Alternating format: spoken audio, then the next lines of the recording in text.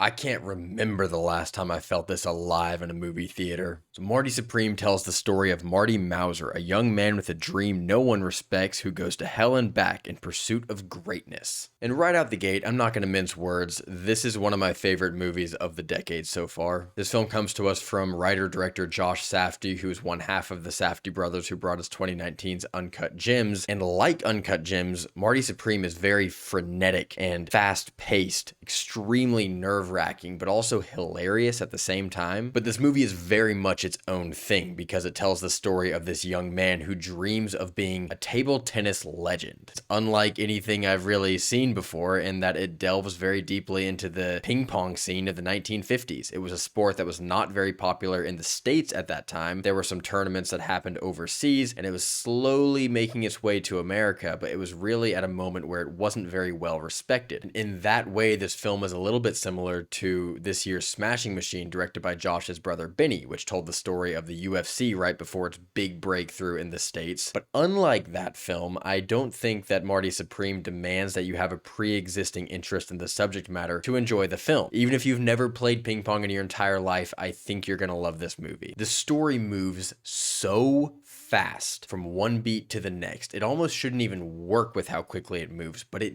does. And it's so unpredictable. I never knew what was going to happen next as things really spiral out of control as Marty's doing anything and everything to keep his dream alive and well and achieve his goals. It's cut together so energetically that it just feels like you barely ever have a moment to breathe. It'll occasionally give you a second to sit in one scene without a clear and present threat for a moment, but it's just a moment and then you're on to the next thing. And this film goes down what would be considered rabbit trails in a lot of other movies, but the way that it keeps this man's goals and ambitions front and center, you always know why he's doing certain things. Even when he's behaving very erratically and doing things that are kind of unjustifiable, you know why he's doing it. And there's this network of very colorful characters, and in typical Safdie fashion, there's extremely non-conventional casting choices made here. Gwyneth Paltrow plays an aging movie star who might just have an in on the world of resources that Marty needs to be a part of in order to thrive in ping pong. She's great. Haven't seen her in a movie for a while. And Kevin O'Leary as her husband, who's a business mogul, is fantastic. I thought he was a standout here. He's trying to figure out how he can profit off of Marty and this rapidly emerging sport. It can't have been all that hard for him to get into character for this one. Odessa Azion, who's an actress I wasn't very familiar with, plays someone who's very close to Marty, who adds a very rich layer to this movie in ways that I won't spoil, but she was also great. And Tyler, the creator, as one of Marty's close friends, just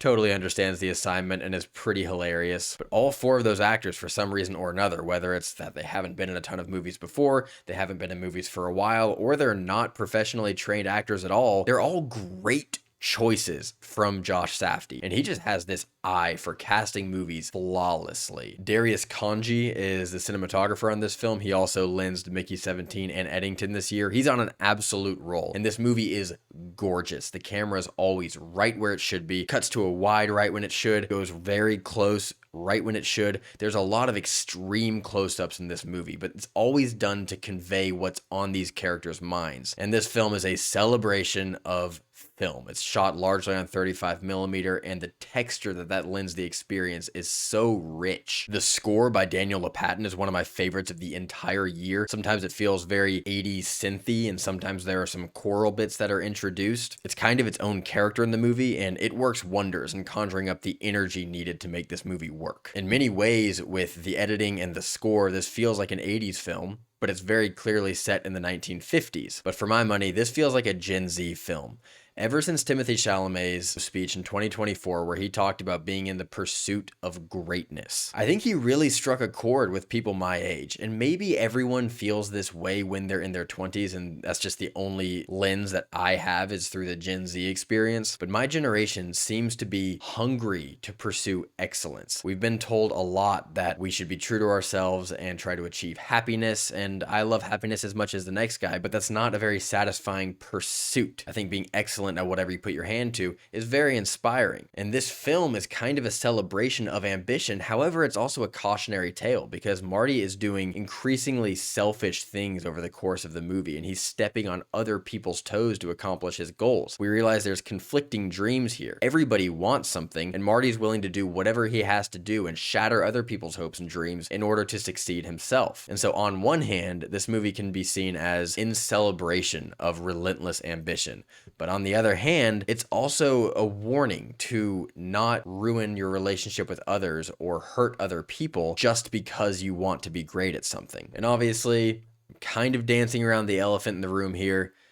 Timothée Chalamet is that guy. In my opinion, the promise of that 2024 speech is fully realized here as he delivers in the biggest way he ever has. He grounds this entire film. This character is so unlikable on the page that you should want to walk out of the theater, but you never do because he brings so much sincerity and conviction and this elemental charisma to the role that make him kind of likable even when he's doing hideous things. The stuff that he's doing is totally unjustifiable, but you can't help but be engaged on this journey with him. Even if his goals aren't your goals, if you've never dreamed of being a ping pong star before, you buy his ambition so much because his performance is so compelling. He's jittery, he talks fast, but scene to scene, there is this unstoppable force that is driving him. He has this North Star that remains constant. Even as his methods might change, his pursuit is staying rock steady. I really think this is the kind of performance people are going to be talking about for decades. It's an absolute powerhouse. At the end of the day, Marty Supreme is one of those movies that comes along every once in a while where every second had me riveted. I started to get a little bit worried as we went towards the final act that it was going to somehow stumble in its final moments or be less ambitious in its conclusion, but none of those worries came to fruition. I think this ending is perfect. It somehow feels like the culmination of everything right on back to that first scene, while at the same time being very unpredictable in how it comes to fruition. It feels like if anything in the past 2.5 hours had gone even a little bit differently, the ending would be vastly different. My experience with this movie was absolutely euphoric. I cannot remember the last time I was this excited about every single aspect of a movie. It is succeeding on every level imaginable. And for all of those reasons, Marty Supreme gets an A+. I've only been making YouTube videos for 6 weeks, but there's not a single film since 2023 that I would give this grade to. I checked. This is a rare film, and you have to go see it. Everybody involved is going for broke at their respective craft, and I think we should reward that. We have to project to Hollywood that we want more movies like this. There aren't really movies like this, but what I mean is movies that are unique and original and don't feel derivative of anything. If you have seen this movie, please let me know what you thought of it. If you enjoyed this video, please do like and subscribe. I hope you're having a Merry Christmas, and I'll catch you at the movies.